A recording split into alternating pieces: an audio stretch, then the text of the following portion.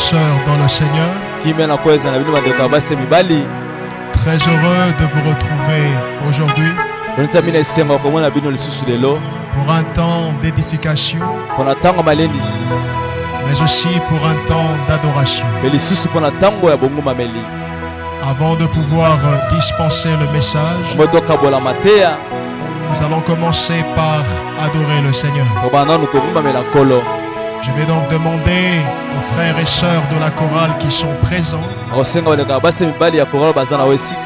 de nous aider en entonnant un cantique. La chorale.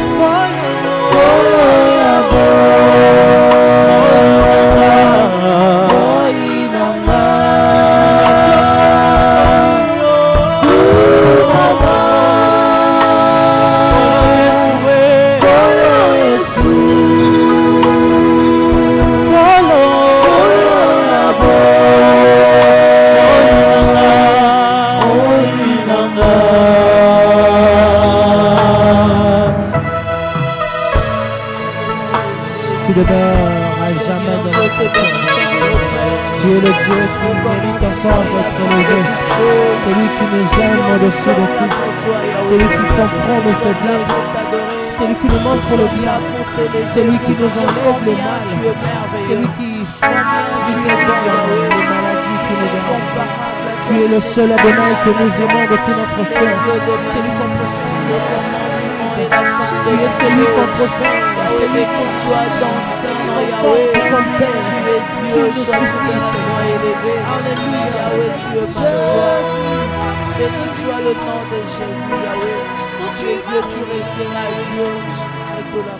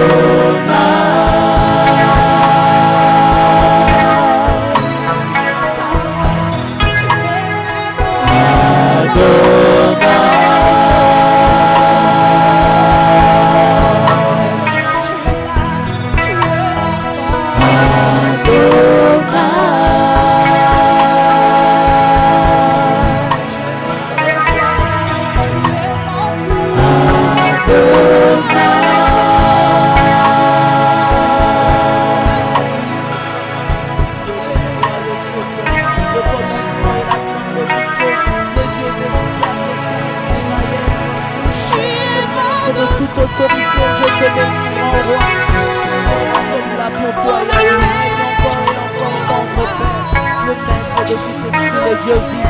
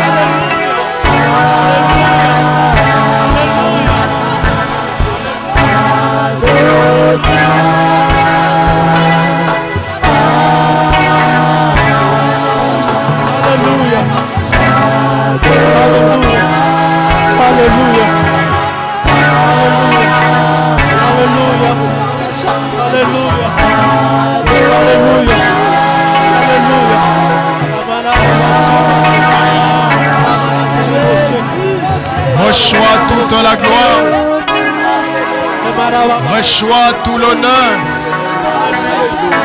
Merci Seigneur. Alléluia, Alléluia, Merci Seigneur Jésus. Alléluia, Alléluia, Nous voulons simplement te dire que nous t'aimons. Alléluia, Nous voulons simplement te rendre grâce. Alléluia. Merci Seigneur. Reçois la gloire. Reçois l'honneur. Bénis le message qui sera dispensé. Merci Seigneur. Merci Seigneur. Reçois la gloire. Reçois l'honneur. Nous aimons ta présence. Nous t'aimons Seigneur. Nous t'aimons Seigneur. Nous t'aimons Seigneur. Merci pour la grâce. Merci pour ta présence. Merci de bénir la suite du programme. Bénis le message qui sera dispensé. Aide-moi à dispenser ta parole et que celle-ci édifie quelqu'un. Au nom de Jésus, au nom suprême et glorieux de Jésus-Christ, nous disons Amen. Amen. Amen. Amen. Oh, Alléluia. Alléluia. Gloire au Seigneur. Gloire au Seigneur. Gloire au Seigneur. Pouvez-vous acclamer pour le Seigneur là où vous êtes? Dans votre maison, dans votre salon, vous êtes quelque part avec votre téléphone portable. Bénissez le Seigneur. Sa présence est si merveilleuse. Sa présence est si parfaite. Nous lui rendons grâce. Que toute la gloire revienne à Jésus. Merci à vous pour votre présence. Merci aux bien-aimés qui nous aident avec ce cantique. Merci à chacun de vous. Que l'Éternel vous bénisse abondamment. Le sujet que je nous propose ce matin ou encore ce soir, tout dépend de l'heure à laquelle vous nous suivez. Nous voulons parler d'un sujet particulier. Et le sujet d'aujourd'hui s'intitule L'ainsi dit l'Éternel. Je répète, l'ainsi dit l'Éternel. Je nous propose de lire une portion de l'Écriture. Nous sommes dans Genèse chapitre 3, le verset 19. Il est écrit, c'est à la sueur de ton visage que tu mangeras du pain. Et ce jusqu'à ce que tu retournes à la terre, puisque c'est d'elle que tu as été tiré. Oui, tu es poussière, et tu retourneras à la poussière. Parole du Seigneur. Nous rappelons donc pour ceux qui viennent juste à peine de nous rejoindre que nous sommes en train de parler autour du thème qui s'intitule L'ainsi dit l'Éternel. Et nous avons lu un texte merveilleux de la Bible dans Genèse le chapitre 3, le verset 19.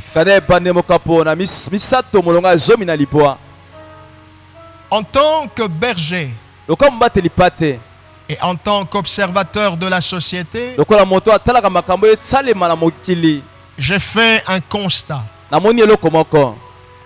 J'ai remarqué que les hommes, de façon générale, conçoivent l'ainsi dit l'Éternel comme une succession d'événements qui les arrangent. boye bato bamisu bamonaka makambo ya walobaka lokola makambo oyo etia bango na sika o bango balingi. Après avoir observé la société, na sima kotala lenge makambo eta mwana mboka, après avoir prié, na sima kobondela, je remarque que dans le monde actuel, les hommes de façon générale, c'est-à-dire les hommes comme les femmes, bato lenge ya mobimba basi to mibali, ils considèrent plus, l'ainsi dit l'Éternel, comme étant une succession de faits ou encore une succession de réalités qui devraient les convenir nécessairement. bamonaka makambo ya walobaka lokola makambo oyo ezotala bango te makambo ezotia bango na sika bango balingi. C'est ainsi que vous verrez que voilà, lorsque ce sont des choses qui les arrangent, les hommes sont prêts à admettre l'ainsi dit l'Éternel. Mais lorsque ça ne les arrange pas, lorsque ça ne les convient pas, la plupart d'hommes ne sont pas prêts à admettre l'ainsi dit l'Éternel. Et c'est ainsi que vous verrez qu'il y a des personnes justement qui préfèrent quand on leur dit voilà, vous irez très loin, vous allez sillonner le monde. Quand vous leur dites ça, tout de suite ils se disent oui, ça c'est l'ainsi dit l'Éternel.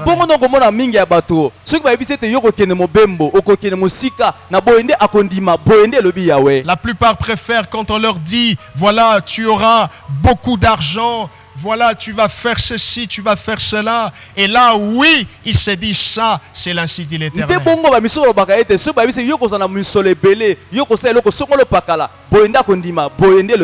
Pourquoi? Parce que la plupart d'hommes ont comme été programmés à admettre que l'ainsi dit l'Éternel devrait simplement mettre à l'aise tout le monde.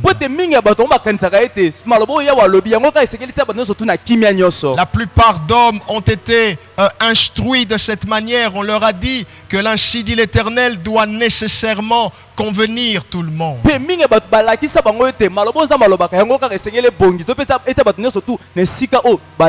Seulement, je voudrais nous exhorter en disant que si nous allons toujours penser de cette manière, ce serait une grosse erreur.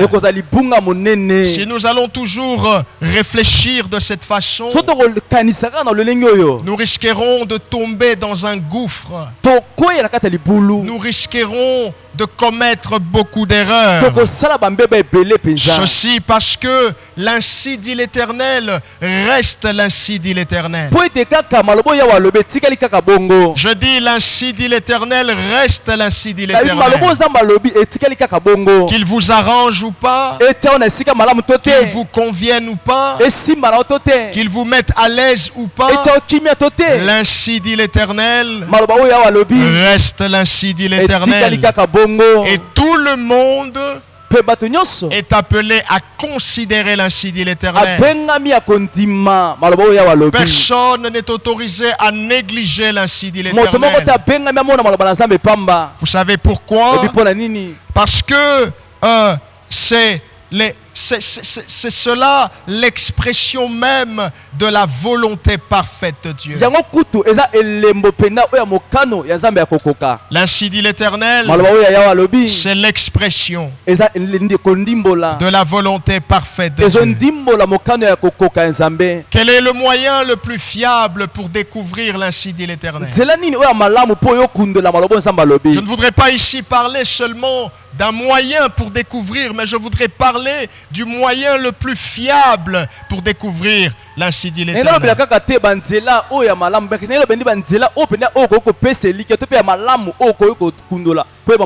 Sachez, chers frères et sœurs, que le moyen le plus fiable pour découvrir l'ainsi dit l'Éternel, c'est lorsque vous prenez la peine de lire la parole de Dieu avec conscience.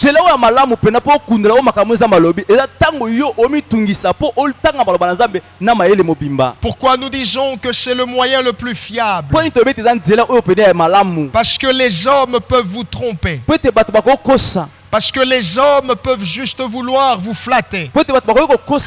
Mais voyez-vous, la parole de Dieu ne peut tromper personne. La parole de Dieu est l'expression de la sagesse de Dieu. Dans cette parole, il y a toute l'orientation que vous avez besoin pour votre vie. C'est le moyen le plus fiable pour pouvoir découvrir l'ainsi dit l'Éternel. Il faut lire avec conscience. C'est-à-dire qu'il faut prendre suffisamment de temps. On ne lit pas la parole comme quand on lit un journal. On ne lit pas la parole comme quand on lit un livre à caractère scientifique. La Bible n'est pas un livre d'histoire. La Bible n'est pas un livre de science. La Bible, c'est la parole de Dieu. Il faut lire en y mettant son corps, son âme et son esprit. Il faut lire dans une attitude de prière et avec un esprit de recherche. Car pour trouver les ressources, il faut creuser. Pour trouver les richesses, il faut creuser. Et de la même manière, pour découvrir l'ainsi dit l'Éternel, qui est une richesse, vous devez apprendre à lire avec conscience. Alléluia. Alléluia. C'est donc en lisant la parole de Dieu avec conscience que l'on découvre l'ainsi dit l'Éternel pour sa vie. Et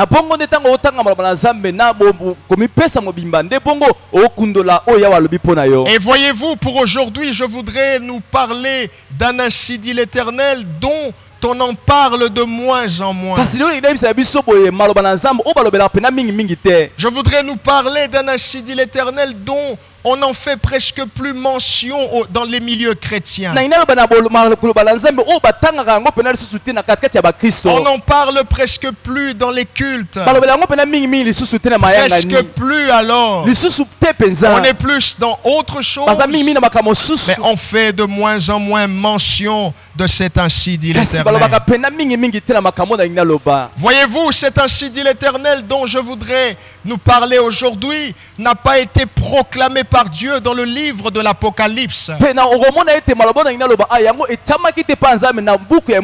dernier livre de la Bible, non. Mais cet ainsi dit l'Éternel a plutôt été proclamé par l'Éternel au commencement. Et voyez-vous, nous sommes donc dans le livre de Genèse. Et très exactement, nous sommes dans Genèse chapitre 3. La brève histoire est que nous sommes dans la période où l'homme va chuter. L'homme, c'est-à-dire Adam et Ève, vont désobéir à l'Éternel pour obéir au diable. Ils vont manger le fruit de l'arbre que l'Éternel leur avait défendu de manger. Et voyez-vous, maintenant, Dieu viendra pour leur demander, mais pourquoi vous avez fait cela? Dieu dira à Adam, mais pourquoi tu as fait cela? Adam répondra, c'est pas moi, c'est la femme que tu m'as donnée. Dieu dira à Ève, mais pourquoi tu as fait ça? Ève répondra, c'est pas moi, c'est le serpent qui m'a trompé. Et donc Dieu va se mettre à les sanctionner. Car voyez-vous, le salaire du péché, c'est la mort. Car voyez-vous, l'âme qui pêche, c'est l'âme qui mourra. Ne pensez pas que Dieu tolère le péché. Ne pensez jamais que Dieu tolère le mal. Sa justice condamne le mal. Il aime le pécheur, mais il n'aime pas le péché. Sa justice condamne quiconque désobéit. Et donc il va sanctionner. Et au verset 19, il dira ceci: c'est à la sueur de ton visage que tu mangeras du pain, et ce jusqu'à ce que tu retournes à la terre, puisque c'est d'elle que tu as été tiré.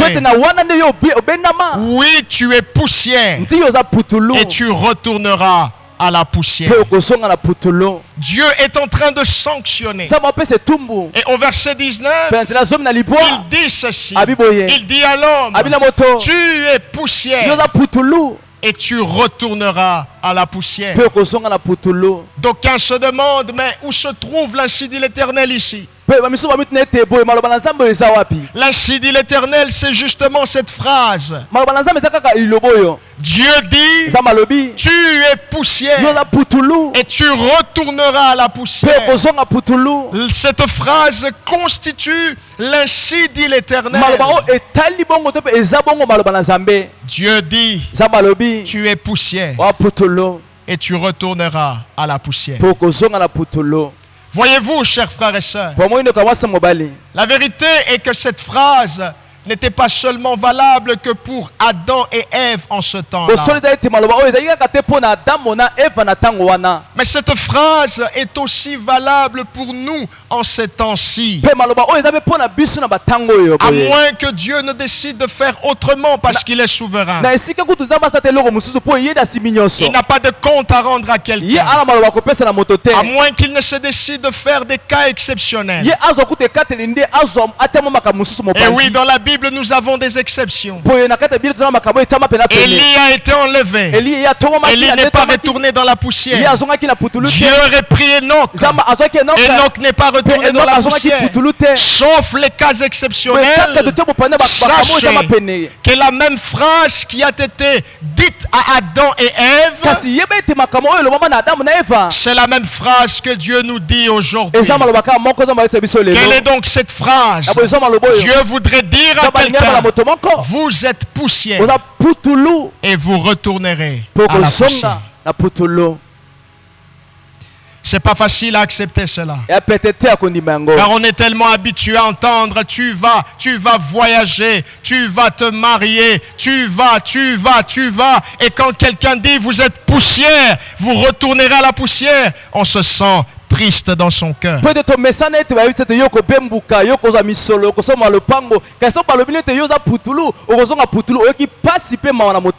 cela n'est pas ma parole, mais c'est la parole de l'Éternel. Sachez que nous sommes poussière, et nous retournerons à la poussière. Que signifie donc cette phrase exactement? Premièrement, cette phrase signifie que l'homme n'est pas éternel sur la terre. Vous n'êtes pas éternel. L'homme n'est pas immortel. Mais l'homme est un mortel. Et voyez-vous, même la venue de la Covid-19 nous a révélé davantage la vulnérabilité de l'humanité.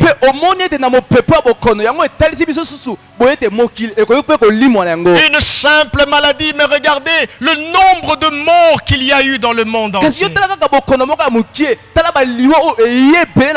Une simple infection qui après devient une pandémie, mais regardez le nombre de familles qui sont endeuillées aujourd'hui dans le monde entier.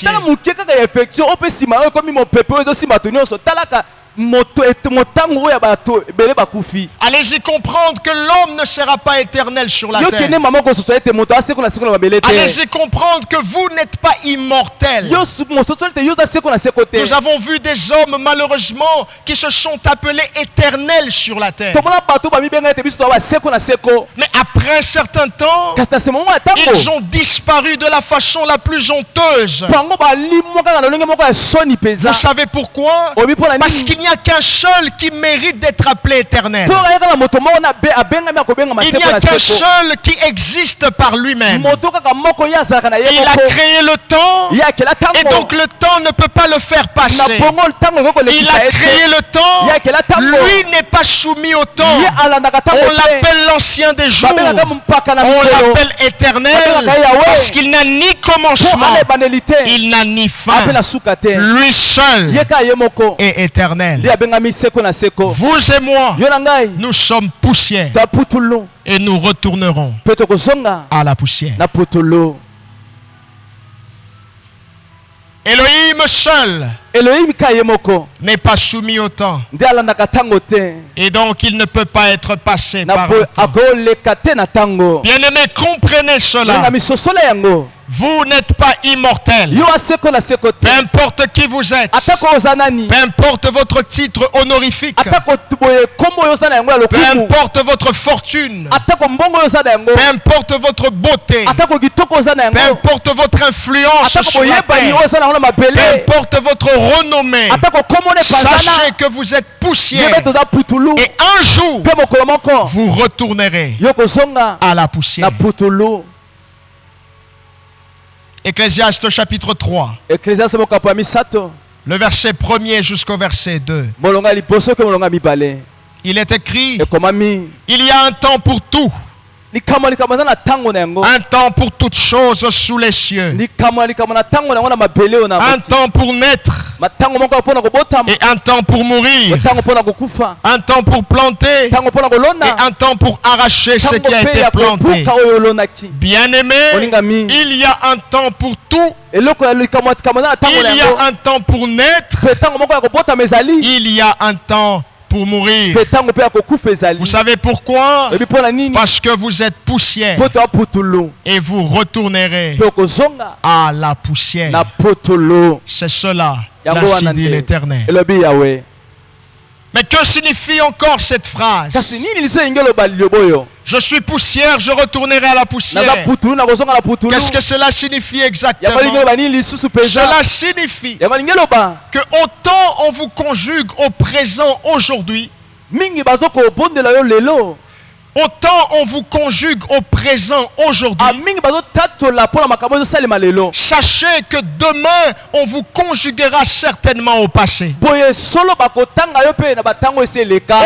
on dit de vous que vous êtes un bon père, vous êtes une femme exceptionnelle, vous êtes un prédicateur puissant, un prédicateur profond, tout le monde veut vous entendre. Autant on vous conjugue au présent aujourd'hui, sachez que demain, il est sûr que l'on parle de vous dans le passé. On dira vous étiez un bon père.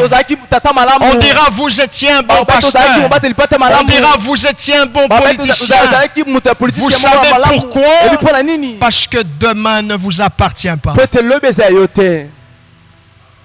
Demain ne vous appartient pas. Ce qui vous appartient, c'est aujourd'hui. Vous pouvez en faire ce que vous voulez. Mais demain ne vous appartient pas. Pourquoi? Parce que demain, c'est le domaine privé de Dieu. Répète après moi. Demain, c'est le domaine privé de Dieu. Répète encore. Demain, c'est le domaine privé de Dieu. Vous êtes poussière et vous retournerez à la poussière. Malgré tout le matériel que vous avez acquis, malgré tout ce que vous avez déjà accompli, vous êtes poussière et vous retournerez à la poussière. Il est donc important, bien-aimés, que l'on se rappelle, c'est ainsi dit l'Éternel. Ne soyons pas seulement de ceux-là qui veulent entendre. Voilà, vous irez de l'avant. Voilà, vous ferez ceci, vous ferez cela. C'est bon, mais rappelons-nous aussi, c'est ainsi dit l'Éternel. Nous sommes poussière. nous rentrerons à la poussière.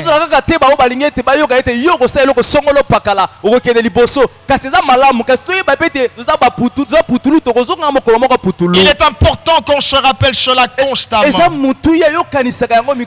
que l'on comprenne que nous n'avons pas toute la vie devant nous. En fait, vous n'avez pas toute la vie devant vous. Certains, il leur reste une trentaine d'années à vivre. D'autres, il leur reste une vingtaine. D'autres encore, c'est une dizaine. D'autres, c'est une année. D'autres encore, c'est 9 mois. Qu'importe, vous n'avez pas toute la vie devant vous. Il faut que je vous le rappelle. C'est mon travail en tant que berger. C'est mon travail en tant que pasteur. Je dois vous rappeler, cher monsieur, chère madame, attention, demain ne vous appartient pas. Combien sont allés dormir avec le projet de se réveiller demain, mais malheureusement ils ne se sont pas réveillés. Combien sont allés à l'hôpital se disant c'est rien de grave, on va juste vérifier ma température, on va juste me soigner, je rentrerai à la maison, je retrouverai mon épouse, je retrouverai mes enfants. Combien sont allés pour ne plus jamais revenir? Vous êtes poussière.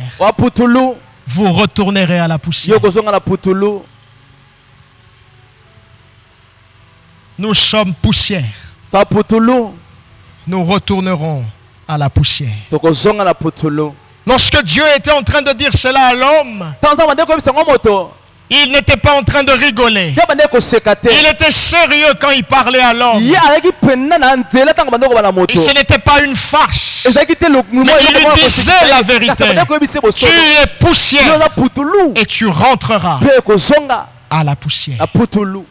C'est-à-dire, un jour, tu ne seras plus. C'est ainsi que le psalmiste dit dans le psaume 90, le verset 12. Écoutez ce que le psalmiste dit: enseigne-nous à bien compter nos jours, afin que notre cœur parvienne à la sagesse. Oh Seigneur, s'il te plaît, enseigne-moi à bien compter mes jours. Enseigne-moi à être sage, que mon cœur parvienne à la sagesse, que je compte très bien mes jours. Pourquoi? Parce que je n'ai pas toute la vie devant moi. Je n'ai pas tout le temps comme je le pense. C'est un peu comme lorsque vous activez le forfait Internet. Il y a des forfaits qui sont illimités. Alors là, vous n'avez aucun souci. Vous pouvez laisser la connexion allumée. Vous dormez, vous travaillez. Vous n'avez aucun souci parce que la connexion est illimitée. Mais la vie n'est pas semblable à une connexion illimitée. La vie est semblable à une connexion limitée. Il y a de ces personnes, quand ils activent le forfait, ils savent que ce n'est pas beaucoup et donc ils doivent bien gérer. Comment gérons-nous notre vie? Comment organisons-nous notre vie? Vous n'avez pas tout le temps. Même si quelqu'un vous a dit, vous, ce sera jusqu'à 120. Oui, c'est la parole de Dieu. Mais sachez aussi que Dieu peut décider autrement pour vous. Bien voulait arriver à 120, mais sont morts à fleur d'âge. Pas parce qu'ils avaient péché forcément, pas parce qu'ils étaient indisciplinés, mais parce que vous êtes poussière et vous rentrerez à la poussière. Ce n'est pas l'ainsi dit un prophète. C'est l'ainsi dit l'Éternel. Que quelqu'un dise: Seigneur, apprends-moi à bien compter mes jours. Dis-le avec humilité: Seigneur, apprends-moi Apprends-moi à bien compter mes jours. Dis Seigneur, aide-moi à être prêt. À tout moment que je sois prêt. Que je sois prêt le jour. Que je sois prêt la nuit. Que je sois prêt en confinement. Que je sois prêt même après le confinement. Seigneur, apprends-moi à bien compter mes jours.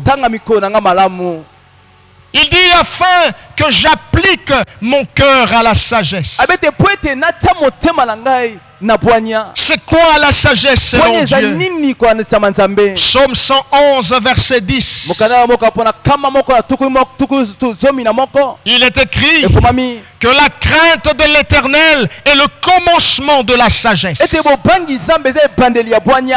La crainte de l'Éternel est le commencement de la sagesse.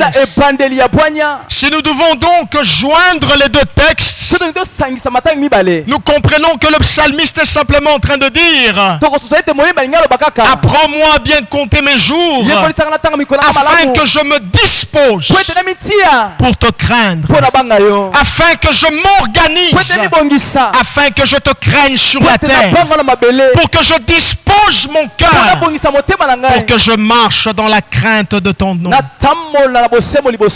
C'est ça que le psalmiste essaye de nous dire. Ainsi donc, au-delà de tout ce que vous pouvez faire sous le soleil, je dirais mieux au-delà de tout ce que nous pouvons faire sous le soleil, sachez qu'il est préférable de craindre Dieu. Je ne sais pas comment vous recevez cela. Je voudrais juste dire à quelqu'un: construire, ce n'est pas mauvais. Investir, ce n'est pas mauvais. Avoir des véhicules, ce n'est pas mauvais. Sillonner le monde, ce n'est pas mauvais. Se marier, ce n'est pas mauvais. Fonder une famille, ce n'est pas mauvais. Mais sachez qu'au-delà de ces choses, il est préférable de craindre Dieu.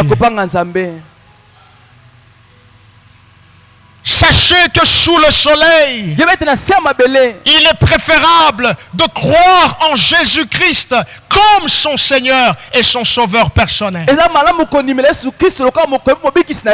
Pourquoi? Parce que la vie ne se limite pas ici. Il y a une vie après cette vie. Et après cette vie, soit vous êtes dans la présence de Dieu, soit vous êtes en dehors de la présence de Dieu. Or, en dehors de sa présence, la Bible parle de la géhenne. La Bible parle d'un lieu de tourment. Il est préférable de croire en Jésus, même si je manque des beaux vêtements, mais au moins que je croie en Jésus. Même si je manque un visa, mais au moins que je croie en Jésus. Même si je ne deviens pas populaire, mais au moins que je croie en Jésus. Et vous savez c'est quoi la bonne nouvelle? Celui qui croit en Jésus ne manquera pas du nécessaire. Vous savez pourquoi? David a dit: l'Éternel est mon berger, je ne manquerai de rien. Dans les évangiles il est dit: recherchez premièrement le royaume, recherchez premièrement la justice de Dieu, et le reste vous sera donné par-dessus. Que quelqu'un dise: le mariage me suivra. Que quelqu'un dise: l'argent me suivra. Et ceci, le travail me suivra. La popularité me suivra. La gloire me suivra. Mais je commence d'abord par Jésus. C'est là le fondement. C'est là la base. La base, c'est Jésus. Nalobi Mabe?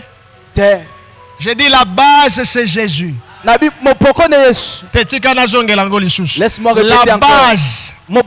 c'est Jésus. Que quelqu'un dise: ma base c'est Jésus. Au-delà de tout ce que nous pouvons faire, il est préférable d'appliquer le principe de 1 Corinthiens 10, 31.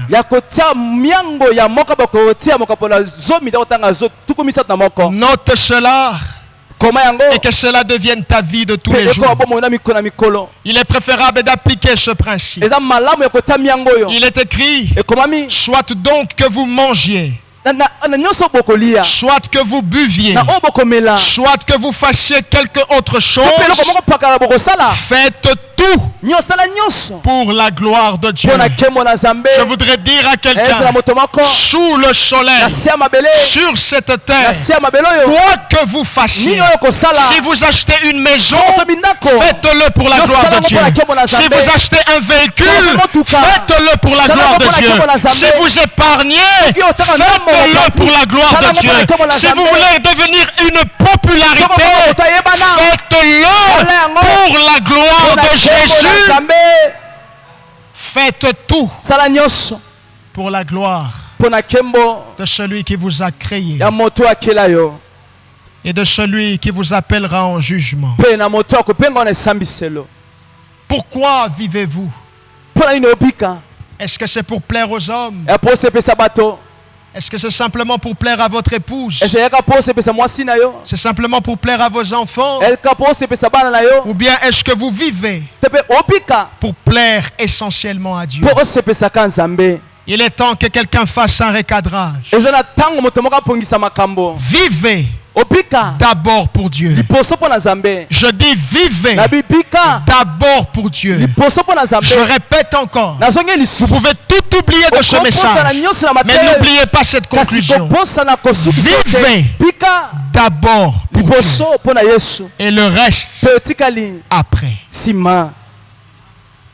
Voici donc le conseil du berger. Il est préférable de craindre Dieu. Il est préférable de croire en Jésus-Christ comme son Seigneur et son Sauveur. Il est préférable de rendre gloire à Dieu en permanence. Nous allons incliner nos têtes dans la prière. Et je voudrais prier avec deux catégories de personnes. Premièrement, je voudrais aider tout celui ou toute celle qui vivait sa vie comme bon lui semblait.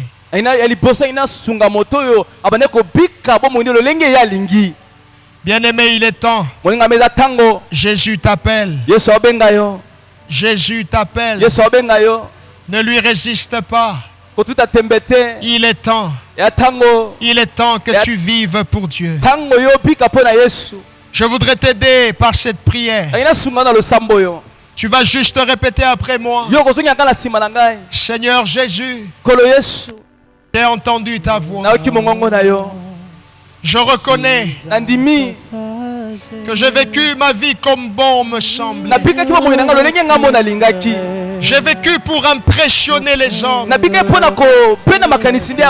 J'ai vécu pour impressionner les hommes.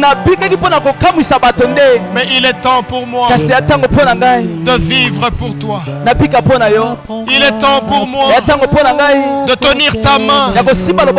Je reconnais que je suis un pécheur. Pardonne-moi, Seigneur. Purifie-moi par ton sang.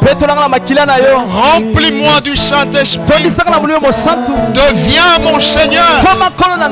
Deviens mon Sauveur. Merci pour la grâce. Alléluia. Alléluia. Deuxième catégorie de personnes, c'est nous tous.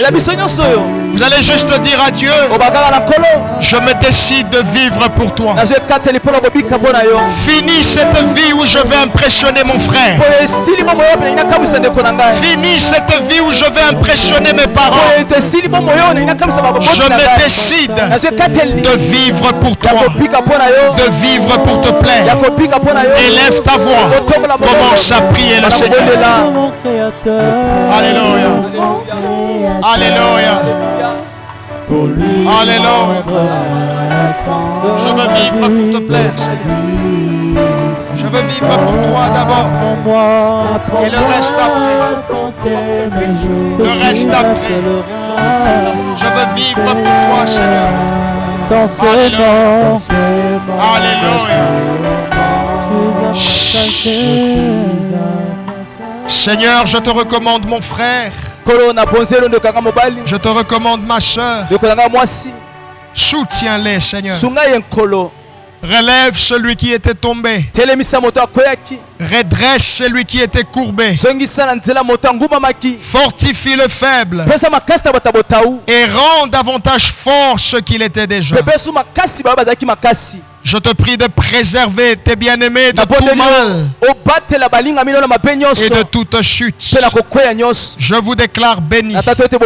Au nom de Jésus. Que quelqu'un dise très fort Amen. Pouvez-vous acclamer pour le Seigneur là où vous êtes? Gloire à Jésus. Que toute la gloire revienne à Jésus.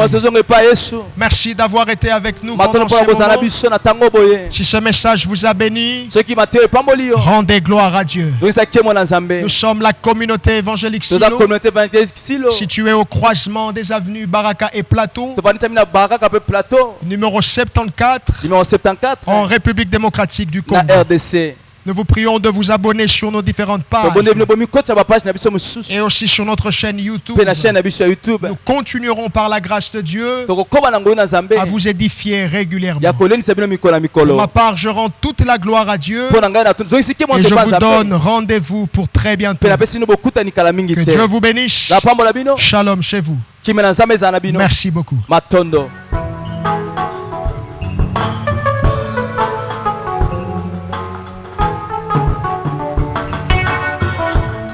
Ezangolue bolingo nzambe mpona bana bato.